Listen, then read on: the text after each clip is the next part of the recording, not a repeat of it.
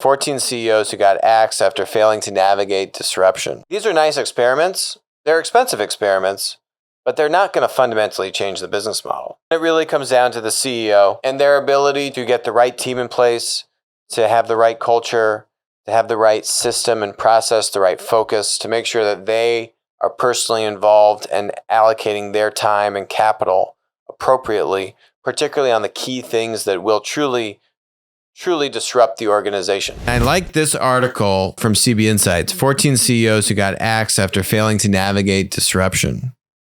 That was pretty funny. And this just kind of lists them off.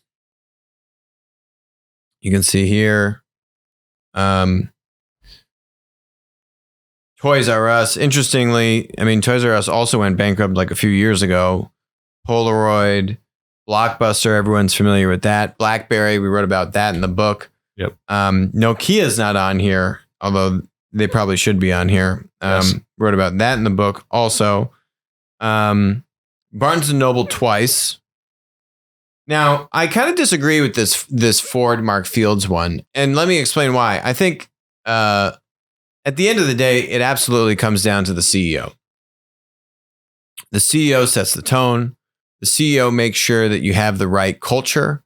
The CEO makes sure that you're allocating capital correctly on different bets, short versus mid versus, longer term time horizon type of priorities.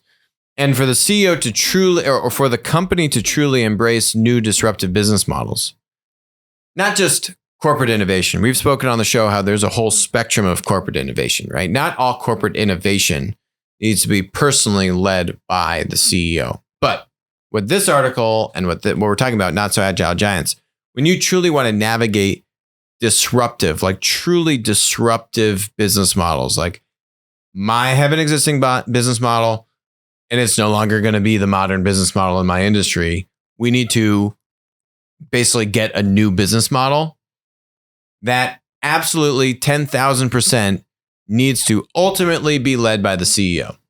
There's no other person who can actually do it and pull it off. There will be too much problems in the core business being able to actually execute effectively unless the CEO is there driving it.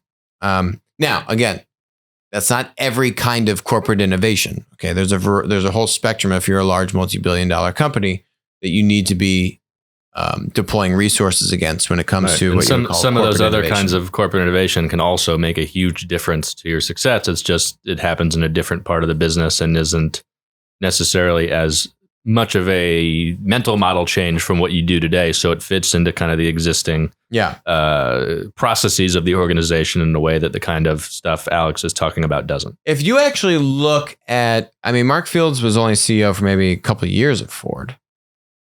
But if you look at the deals that he did, he bought Argo AI, which just got $1 billion. He bought it for, it wasn't $1 billion. It was $1 billion with all the earnouts for the founders. But, it was kind of publicized as a $1 billion acquisition. But in order to get all the $1 billion, there's a series of milestones they need to hit. But I think Volkswagen just put $1 billion into Argo AI in the past, 3-6 months. Mm-hmm. So that's going, and that's going quite well. And I don't think that he bought, what's it called? What was the Via competitor? I don't remember the name off the top of my head, but I know what you're talking about. They did shuttle services basically on prescribed routes within cities. Chariot, yeah. Hackett was overseeing that kind of innovation department before becoming CEO of Ford. He bought that. They bought the scooter company recently. Right. These are nice experiments. They're expensive experiments, but they're not going to fundamentally change the business model. They're not going to fundamentally, figure out what Ford needs to do from making cars digital again and all these kinds of things, right?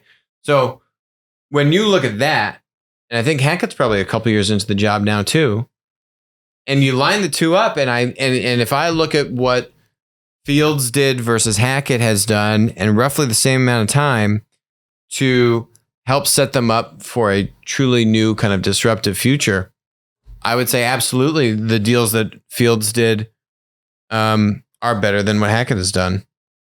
And the work that we did with them basically straddled both CEOs. So this one, I don't know. I don't think he really deserves that rap. Jeff Immelt from GE definitely deserves that rap. We've talked a lot about GE Digital and what they did and did not do on this show. We've talked a lot about GE Digital. We're going to talk a lot about GE Digital on the next topic from What is Innovation Theater. They should be kind of like the poster child of innovation theater.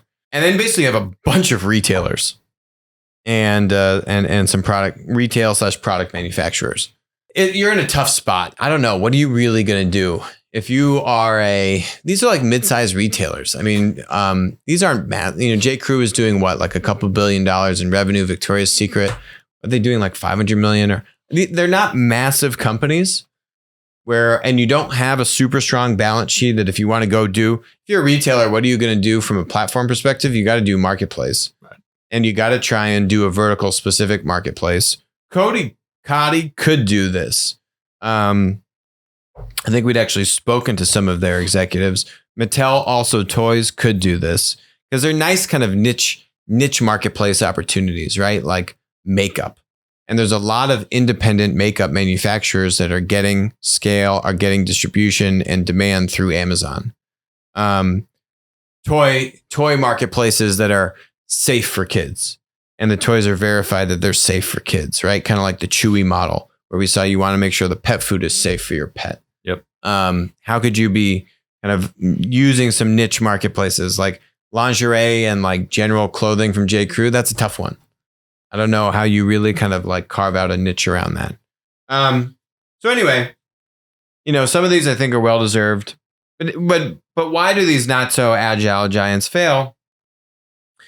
And it really comes down to the CEO, and their ability to get the right team in place, to have the right culture, to have the right system and process, the right focus, to make sure that they are personally involved and allocating their time and capital appropriately, particularly on the key things that will truly disrupt the organization. And they've got to figure out that balance. And the board is there to help make sure that they chose the right CEO, because that's one of the board's most important jobs. You need to make sure that you have the right CEO in place, because the board can't go micromanage and can't really go another level down to the C-suite, right? It's really kind of like CEO is here, board is up here, and then the C-suite's down here. The board and the C-suite interact, but the board isn't really picking the C-suite, right? The board needs to pick the CEO. The CEO then needs to make sure he or she has the right executive team, and then the management team underneath the executive team, and so on and so forth. So is the board pick the right CEO or not? And then is the board able to really push the CEO to think through things, to really challenge the thinking, to make sure that the strategy is flushed out properly, to make sure that the CEO is focusing on the right things and not on the wrong things, provide support when needed, and additional analysis when also needed. So you really want to make sure that board should be adding value to the CEO, right? As opposed to just kind of policing the CEO. Hi, this is Alex from Winner Take All. Thanks for joining us. Hope you enjoyed the content. Feel free to leave a comment, ask us questions, and definitely make sure to join us on our next live stream.